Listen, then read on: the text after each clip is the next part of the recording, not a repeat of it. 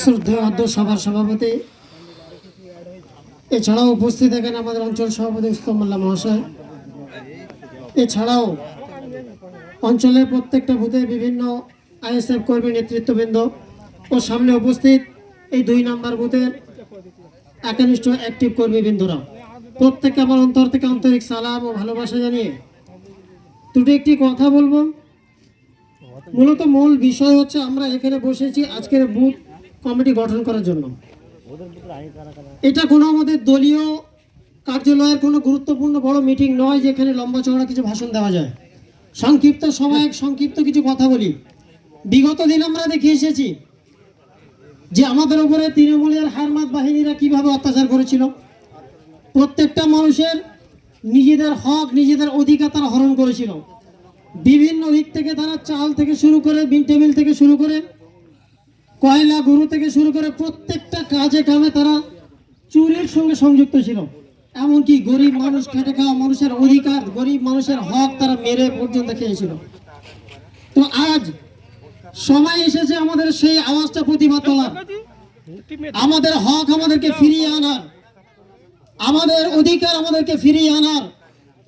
মূলত 1992 সালে 2রা মে আমাদের দলের চেয়ারম্যান যিনি এই বাংলার জমিনে এসেছিল ভূমিষ্ঠ হয়ে, তো তারই নীতি আদর্শ আজ এই বাংলার গরিব দলিত হিন্দু মুসলিম আদিবাসী প্রত্যেকটা মানুষের হকের পক্ষে লড়াই, তাদের হক আদায়ের পক্ষে লড়াই, শাসকের বিরুদ্ধে চোখে চোখ রেখে কথা বলা, অন্যায়ের বিরুদ্ধে চোখে চোখ রেখে কথা বলা, তার নীতি আদর্শ আমাদের প্রত্যেকের বুকে ধারণ করে আমরা রাজনীতিতে এগিয়ে যাব।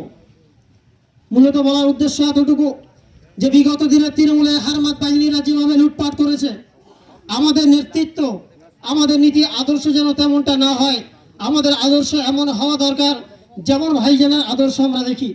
আমাদের আদর্শ এমন হওয়া দরকার যেমন ভাইজান আমাদেরকে নীতি আদর্শ শেখায়।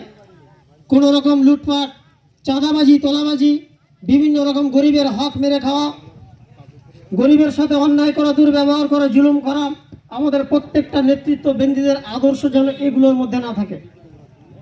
মূলত মূল বিষয় যে এই বুথের যে সমস্ত কর্মীরা এখানে উপস্থিত হয়েছে, যে আজ বুথ কমিটি গঠনের জন্য যারা নেতৃত্ব দেবে মাথা হয়ে, তাদের কাছে বিনীত নিবেদন এতটুকু যে নিচের লেভেলের যে সমস্ত কর্মীরা সাথে থাকে, এমনকি পাড়া প্রতিবেশী মহল্লা প্রত্যেকটা মানুষের তাদের অধিকার তাদের হক যাতে সমানভাবে বুঝিয়ে দেওয়া যায় সে বিষয়টা মাথায় রাখতে হবে। সংক্ষিপ্ত আলোচনা বেশি বিস্তারিত করব না। পরিশেষে এতটুকু বলবো যে আমাদের ঐক্যবদ্ধ হয়ে কাঁধে কাঁধ মিলিয়ে হাতে হাত রেখে প্রত্যেকেই আমরা একতাবদ্ধ হয়ে আমাদের ভাইজান তথা পীরজাদা নওশাদ সিদ্দিকীর হাতকে শক্ত করার জন্য আগামী পঞ্চায়েত নির্বাচন যাতে আমাদের অঞ্চলটা এই নির্বাচনে জয়লাভ করতে পারে সেদিকে লক্ষ্য রেখে এগিয়ে গিয়ে দুর্নীতিমুক্ত একটা সমাজ গড়ার লক্ষ্যে আমরা প্রত্যেকে এগিয়ে আসবো। এই বলে সংক্ষিপ্ত বক্তব্য শেষ করলাম। নওশাদ সিদ্দিক জিন্দাবাদ, আইএসএফ জিন্দাবাদ।